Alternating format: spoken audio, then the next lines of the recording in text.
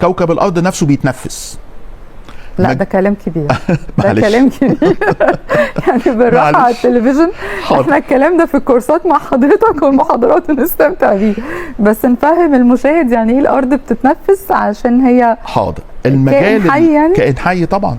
كائن حي طبعا. يعني انا يعني عارفه بيسموه جايا او حاجه كده. والله حتى عندنا ربنا سبحانه وتعالى مثلا في القرآن الكريم بيخاطب السماوات والارض. مش صحيح. ربنا قال لهم ايه؟ قالتا ائتيا طوعا او كرها. صحيح. قالتا.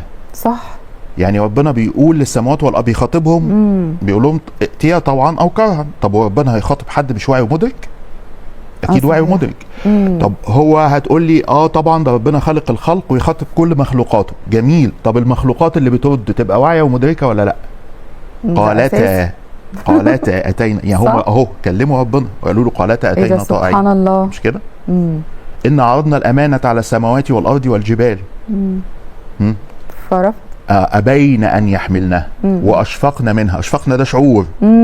وابين ان يحملنها، يعني في هنا اختيار. يعني ربنا ما قال لهمش بقى في الحته دي تعالوا طوعا او لا، عرض عليهم الامانه. فكان لهم في الحته دي جزء اختياري.